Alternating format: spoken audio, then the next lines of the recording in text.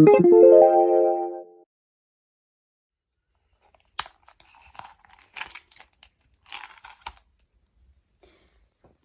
it is. This is what you might have been hearing about, Plaquenil, but you might have heard it's called hydroxychloroquine. Plaquenil has been in the news lately. Quoting CNN, President Trump has been a cheerleader for the drug hydroxychloroquine, pointing in a tweet and in person to a French study as evidence that one particular drug combination might be one of the biggest game changers in history of medicine. Now, I've been taking Plaquenil for at least the past 6 years. Reeling back a bit, hydroxychloroquine is a drug that's used to help autoimmune diseases like rheumatoid arthritis and lupus.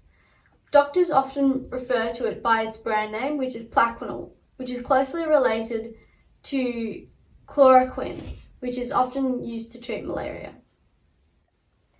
As I have lupus, which is an autoimmune diseases often attack your body. So to treat this, we then have to suppress the immune system, which then opens up a gateway for bad bugs, like the coronavirus. So other autoimmune diseases may consist of MS, diabetes, Crohn's and psoriasis. There's just some of the common ones. This is my drug cupboard beside me, and as being on immune suppressants, you're more likely to get sick as you can't fight off the bacteria and viruses in your body like someone normally would.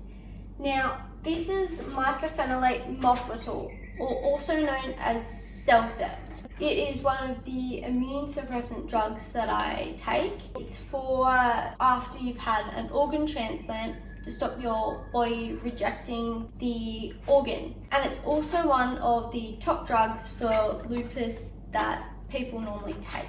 Methotrexate is another one. It is sort of a low dose of chemo, and it's mostly used for arthritic conditions like rheumatoid arthritis. Imurin is another one, which formal name is something like azathioprine. I really don't know how to pronounce it. And it's an anti-inflammatory drug used often for kidney and liver issues after having a transplant. It might not look like it right now, but I've had a lot of issues battling with keeping my hair in my head. With these autoimmune suppressant drugs, often you have a lot of side effects, and some of them are actually worse than the benefits of the drug itself. These side effects often are hair loss, as I just mentioned, so you actually end up losing so much hair, but thankfully I have very thick hair, so it actually doesn't look like it half the time. Having a lot of nausea and feeling sick is very common, so there's a lot of stomach upset involved with these drugs too. Heaps of fatigue and brain fog, so half the time you can't think for yourself. There's also gaining a lot of weight, which can be a problem for a lot of people. These are some of the immunosuppressant drugs that I'm taking currently. We have the mycophenolate mofetil that I did say before. This is the coated version that makes it slow release in your body, so there's a lot less side effects with this drug. The Plaquenil, which I did say before, and this reduces lupus flares by about 50%. And we also have prednisolone. It's a steroid which is very helpful for people who have lupus as it reduces inflammation really quickly, and inflammation is something that is very high with lupus and causes a lot of arthritis. I, at the moment, am taking a maintenance dose of this, which is about 3 to 5 milligrams.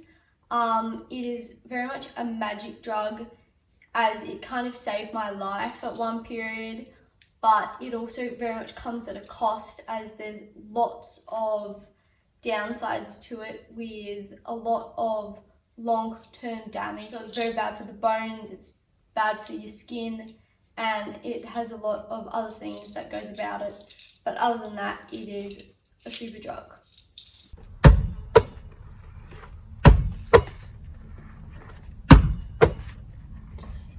So besides my immune system being suppressed, my lung capacity is also pretty shocking. Now this is due to my paralysis. At my worst, when I was in ICU, my lung capacity was at 55, which is actually really bad when you think about it. Using a peak flow, your lung capacity, or at least my lung capacity for my height and age, should be about 380. Now, at the moment, I've got a peak flow here, which is a low range, because a normal range can go up to 800, which is not necessary, because at the moment I can't even get past about 250. So with my lung capacity being at 2/3 of what it should be, and my immune system being suppressed, catching the coronavirus is something we want to avoid at all costs.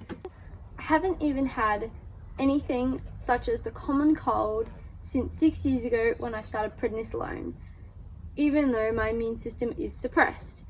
Except I have once had mild dose of the flu last year, but that was about it. We think that I have the cure for the common cold, except we haven't worked out what it is yet.